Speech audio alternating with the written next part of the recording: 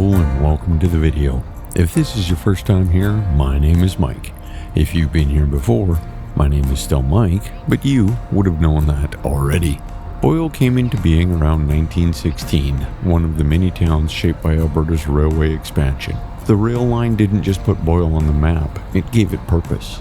It brought in supplies, mail, and movement, anchoring the town in a wider network even as it stayed rooted in agriculture. Named after Justice John R. Boyle, the town's early days were built by settlers who cleared land, raised livestock, and made do with what they had.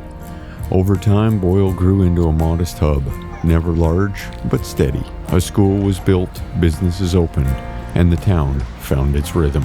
The Millview Recreation Complex is Boyle's arena, and it's still going strong. It got a new rink liner last year, and now they live stream the hockey games, something that connects the town in a way that feels both modern and local. The building's been around for decades, but it's clearly cared for. In towns like Boyle, arenas aren't just for sport. They're for gathering, cheering, and keeping the community stitched together. Around midday, you might hear something unexpected. A siren. It goes off at noon. Not an emergency, just a test. But it's loud enough to make you pause and local enough that no one flinches. It's one of those small town signals that says, yes, we're still here. Main Street surprised me. Around the lunch hour when we were in town, it was busy. People walking between shops, trucks pulling in and out, conversations happening on the sidewalk. It felt active, not just functional. Maybe it's quieter at other times, but for a town this size, that kind of midday energy says something about how much life still flows through it. Boyle doesn't chase trends. A few new ideas have come and gone, but the town tends to stick with what works. This is not resistance, it's clarity. People here know what they value, and they keep showing up for it.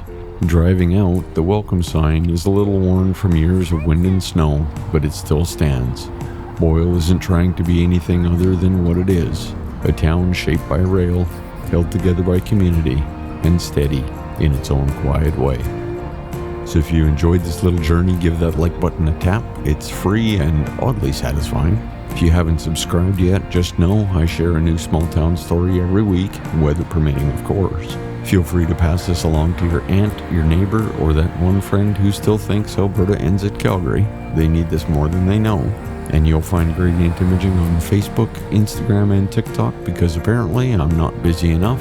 But until next week, drive safe, wave at strangers, and take the scenic route.